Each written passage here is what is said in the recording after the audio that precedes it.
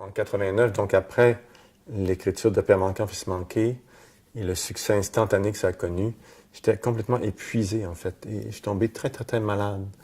Et je suis tombé dans une crise de colite qu'on n'arrivait pas à colmater en fait. J'étais devenu réfractaire aux médicaments, à la cortisone. J'étais rendu... et là, je suis rentré sur une diète blanche, c'est-à-dire juste du pain blanc, du riz blanc, des nouilles blanches, du poisson blanc et tout ça, pour tenter de faire reposer l'intestin parce que la crise était tellement aiguë. Et là, mon médecin voulait absolument m'opérer, ce qui pour moi était irrecevable parce que j'étais un psychanalyste. Je me disais, mais s'il y a une partie de moi qui va si mal que ça, c'est parce que c'est quelque chose que je comprends vraiment pas et qu'elle essaie de me parler de façon très urgente.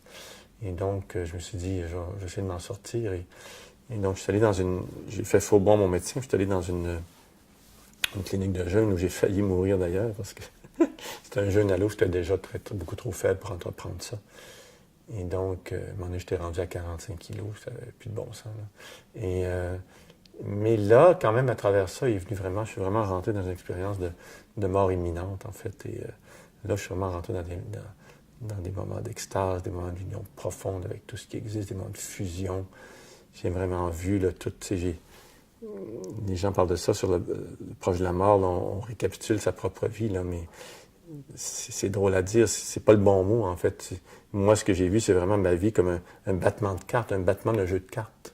Et sur chaque carte, un moment de ta vie que tu vois, et tu vois tout ça défiler, puis en même temps, ça t'amène à la racine de ta vie.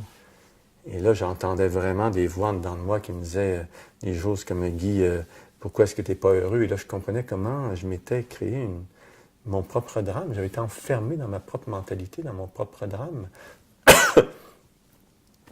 En disant que c'est de la faute à papa, à maman et tout ça, puis il n'y avait rien de ça qui tenait debout. Je disais, c'était moi qui m'étais, à travers tout ça, mes croyances, mes peurs, mes illusions, mes comportements, les attitudes que j'avais adoptées, m'étais créé une cage et que j'arrivais pas à en sortir et que cette frontière-là de la mort était en train de me délivrer de ce carcan-là de moi-même, en fait.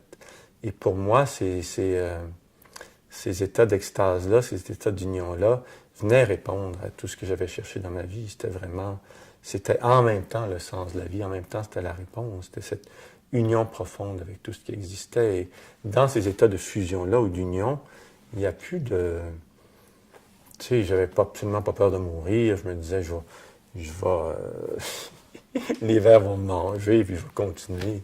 Tu es dans une sorte de conscience universelle. C'est comme si j'essayais, dans ce texte-là, j'essaie de donner une image. Dans l'avant-propos de la guérison du cœur, je raconte cette expérience de mort imminente.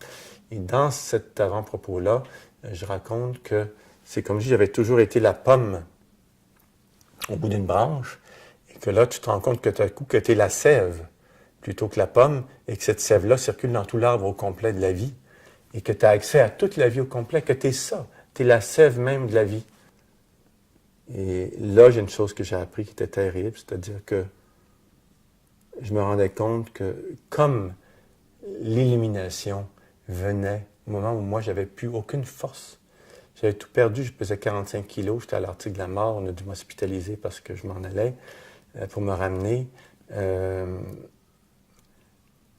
Si tu te dis, j'ai connu l'élimination de ces conditions-là, ça veut dire que la plupart du temps, j'utilise 99% de mes forces à résister à la lumière, à résister à la joie, à résister à l'amour.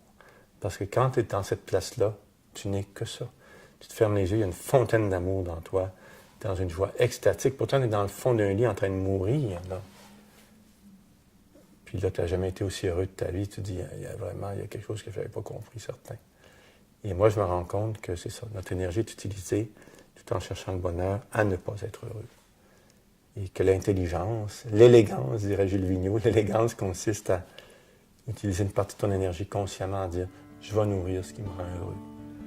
Et c'est un chemin, je pense, qui est infini.